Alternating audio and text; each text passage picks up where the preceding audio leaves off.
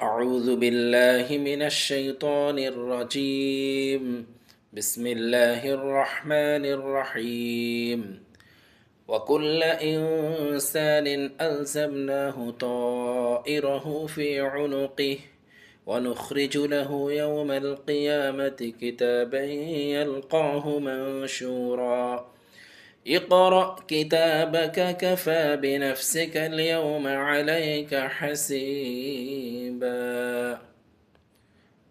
মহান রব্বুল আলামিন সূরা বনী ইসরাঈলের ১৩ এবং ১৪ নম্বর আয়াতের মধ্যে বলেন,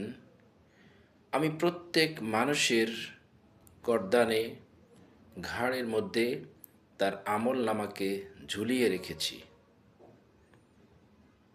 এবং হাশরের ময়দানে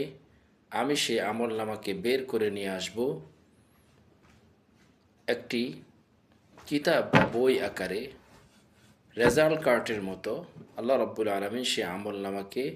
হাশরের ময়দানে বের করে নিয়ে আসবেন। তো এখানে আল্লাহ রব্বুল আলামিন তাইরাহু ফি উনুকিহ, আমল নামাকে ঘাড়ে তথা গর্দানে ঝুলিয়ে রাখার দ্বারা কি বুঝিয়েছেন, এর একটি অর্থ হতে পারে, আমরা সবাই জানি যে আল্লাহ রব্বুল আলামিন বলেছেন দুইজন সম্মানিত লেখক যারা আমাদের আমলনামা প্রতিনিয়ত, দুইজন সম্মানিত ফেরেশতা রেকর্ড করে রাখছেন, সেটা হতে পারে। আবার কেউ কেউ বলেছেন যে আধুনিক বিজ্ঞানের মাধ্যমে যেভাবে মোবাইলে মেমোরি কার্ড, তারপরে ল্যাপটপ, কম্পিউটারে হার্ড ডিস্ক ইত্যাদির মাধ্যমে মানুষ যেরকমভাবে অসংখ্য ভিডিও, ছবি ইত্যাদি রিজার্ভ করে রাখতে পারে, লোড করে রাখতে পারে, ঠিক আল্লাহ রব্বুল আলামিনও এমন এক প্রযুক্তি আমাদের ঘাড়ে, শোল্ডারের মধ্যে আল্লাহ দিয়ে রেখেছেন, যা প্রতিনিয়ত আমাদের কার্যকলাপ, আমাদের আমলগুলোকে সেখানে সংরক্ষণ করে রাখছে। তারপর আল্লাহ রব্বুল আলামিন ১৪ নম্বর আয়াতের মধ্যে বলেছেন, ইকরা কিতাবাক, আল্লাহ হাশরের ময়দানে মানুষকে তার আমলনামা হাতে ধরিয়ে দিয়ে বলবেন, তোমার আমলনামা তুমি পড়ে দেখো, কাফা বিনাফসিকা আল-ইয়াওমা আলাইকা হাসিবা, আজকে তোমার হিসাব গ্রহণের জন্য তুমি নিজেই যথেষ্ট। তারপরে সূরা কাহাফের ৪৯ নম্বর আয়াতের মধ্যে আল্লাহ রব্বুল আলামিন বলেন, মানুষকে যখন তার আমলনামা তার হাতে ধরিয়ে দেওয়া হবে, মানুষ তার আমলনামা খুলে রেজাল্ট কাটতে দেখে মানুষ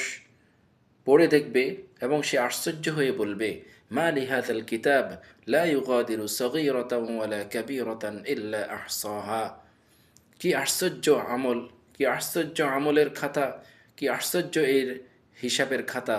যেখানে আমার জীবনের ছোট বড় কোনো কিছুই এখান থেকে বাদ পড়েনি, সব কিছু সংরক্ষণ করা আছে, পুঙ্খানুপুঙ্খানুভাবে রেকর্ড করা আছে।